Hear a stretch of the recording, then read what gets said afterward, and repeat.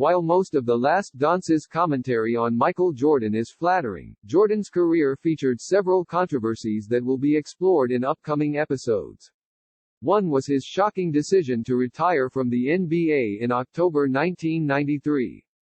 Jordan was only 30 years old at time. He was healthy and seemed to be at his professional peak. 4 months earlier the Bulls had won their third straight title. The former UNC star and Olympic gold medalist had led the league in scoring for the 7th straight season and been named the 1993 Finals Most Valuable Player.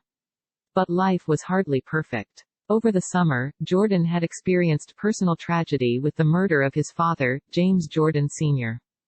In a nationally televised press conference held at the Bulls practice facility, Jordan stunned the basketball world by retiring. "The desire isn't there," Jordan explained. He felt there wasn't anything else to prove. Later years would prove otherwise. After batting just .202 for the Double-A Birmingham Barons in 1994, Jordan returned to the NBA in March 1995. He went on to win 3 straight titles, retire 2 additional times 1999 and 2003, and demonstrate, once again, that he was the GOAT. But the 1993 retirement struck many as confounding. Over the years, there's been speculation that Jordan's decision was less of a choice and more his end of a tacit agreement with the NBA. As the uncorroborated theory goes, the NBA was concerned about Jordan's gambling ties and wanted him to take a break. Jordan, voluntarily stepping away, would serve as a face-saving measure for all involved. Perhaps the league didn't want to publicly punish Jordan, the most marketable athlete in American history, and give fans a reason to question their loyalty to the NBA. Jordan, who earned approximately $30 million a year in endorsements during the early 90s, was likewise invested in avoiding irreparable harm to his brand. The gambling theory wasn't entirely out of thin air. Jordan had recently been seen playing blackjack at an Atlantic City casino the night before a Bulls playoff game against the New York Knicks. He had also admitted to incurring substantial losses from gambling. Earlier in 1993, the NBA appointed Frederick Lacy, a former federal judge and U.S. attorney, to examine whether Jordan's gambling ran afoul of league rules. Gambling, provided it complies with the law, is not automatically prohibited by league policy. While state laws vary on permissible forms of gambling, there are numerous ways to gamble within the confines of most states' laws. This is generally true of lotteries, scratch tickets, card games and slot machines. The problem for an NBA player is if his gambling relates in any way to the league's games. Specifically, under Article 35(f) of the league constitution, any player who, directly or indirectly, wagers money or anything of value on the outcome of any game played by a team in the NBA, is subject to a fine, suspension or expulsion. This portion of the league constitution is expressed in players' contracts and is incorporated by reference in the league's collective bargaining agreement with the National Basketball Players Association. Writing in Sports Illustrated in 1993, Jack McCallum detailed how there were 2 gambling-related Jordan bombshells that drew NBA scrutiny. The first came in late 1991, when a $57,000 check from Jordan was discovered by the IRS in the bank account of convicted cocaine trafficker James "Slim" Bowler. Then $108,000 in checks from Jordan were found in the briefcase of slain bail bondsman Eddie Dow. To put it charitably, Jordan had misrepresented the nature of his gambling activity and debts. As McCallum details, Jordan originally claimed that he had loaned money to Bowler only to later admit the money was to extinguish a gambling debt. Jordan also neglected to mention to Lacy, a former federal judge, that he had incurred substantial gambling debts to his golfing partner, Richard Eskinos. Jordan only added fuel to the fire during his farewell press conference. It came in his response to a journalist's hypothetical question about whether Jordan considered the possibility that, after a year away, he'd miss the game more than he anticipated and would want to come back. Jordan responded that while he was pretty sure he would miss the NBA, to come back would be different. But Jordan stressed that he was not making this a never issue and suggested 5 years down the line, if that urge comes back, if the Bulls have me, if David Stern lets me back in the league, I may come back. If you're interested in watching how Jordan appeared when he made these remarks, jump to 45-13. There is one sequence within his remarks that jumps out: "If David Stern lets me back in the league." Those words were likely a gracious nod of deference to the commissioner and his authority. Still, if we take Jordan literally, his choice of words invited suspicion.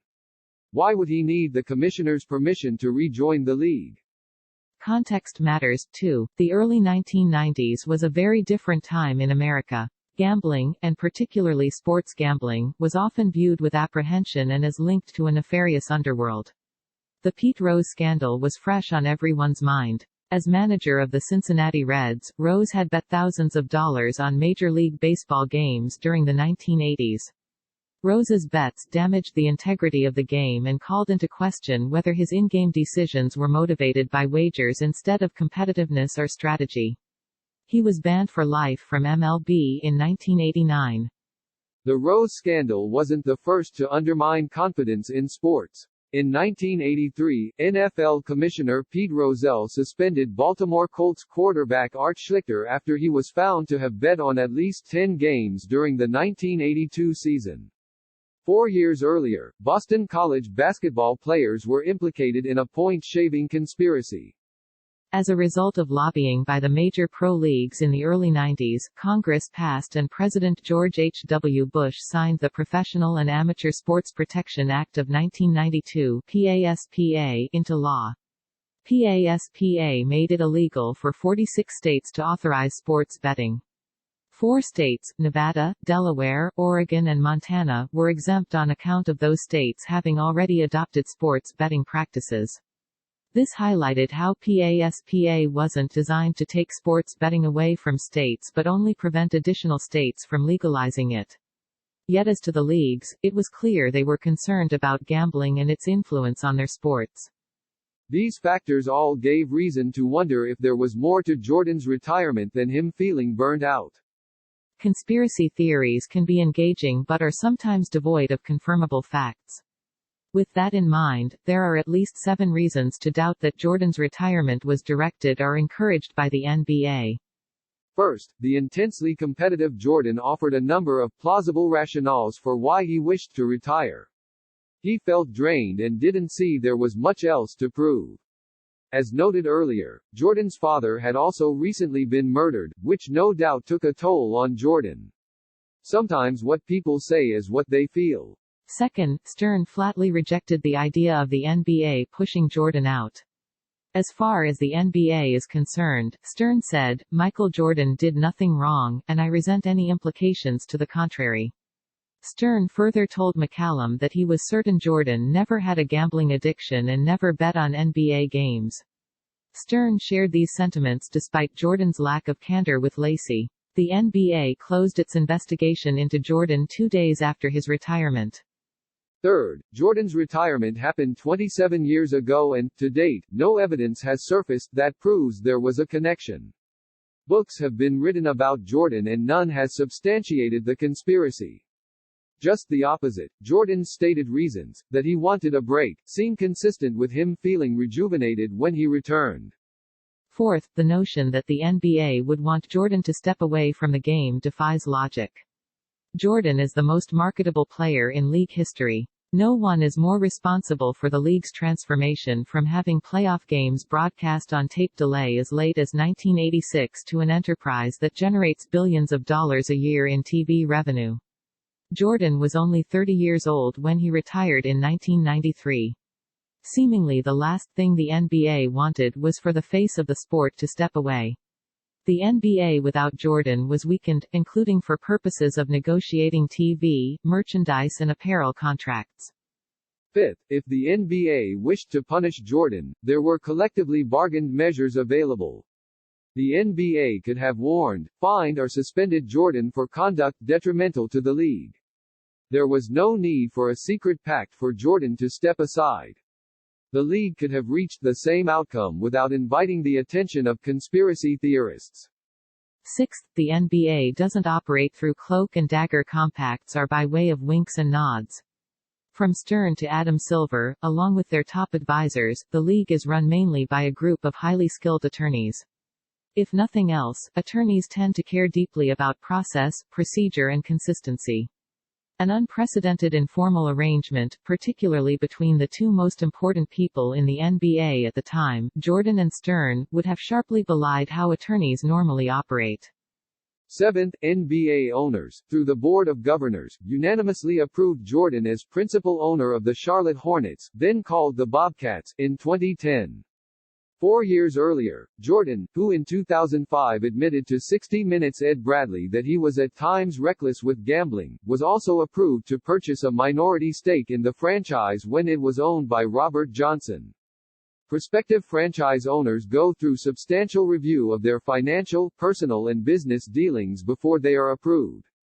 If the league had meaningful worries about Jordan's gambling, it would have dissuaded him from pursuing ownership of a team.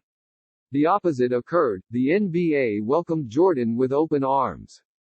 Nearly 3 decades after Jordan's first retirement, NBA players, as well as owners, coaches, staff, referees, remain obligated to follow league restrictions on wagering activities. Along the way there have been key developments. In 2007, the league endured a painful wagering scandal. Referee Tim Donaghy was implicated in a scheme that involved using in-game foul calls to manipulate total points.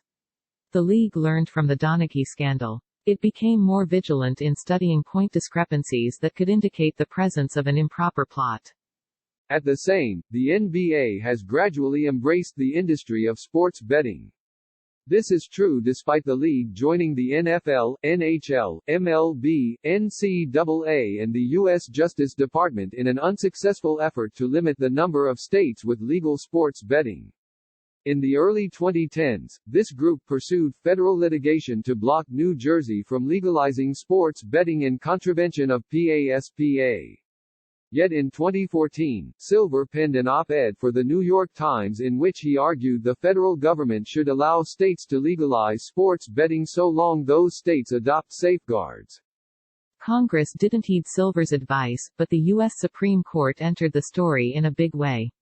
In 2018, the court ruled in Murphy v. NCAA that PASPA was unconstitutional. The ruling paved the way for states to legalize sports betting. So far, 17 states have done so. Others will soon join them. Since 2018, the NBA has increased its business ties to the gaming and wagering industries. It's done so by, among other steps, signing a multi-year partnership with the Las Vegas-based MGM Resorts to make it the official gaming partner of the NBA and WNBA. The league has also landed betting data partnership agreements with Sportradar and Genius Sports. These deals will lead to new revenue streams for the NBA, particularly once games resume after the coronavirus disease pandemic passes.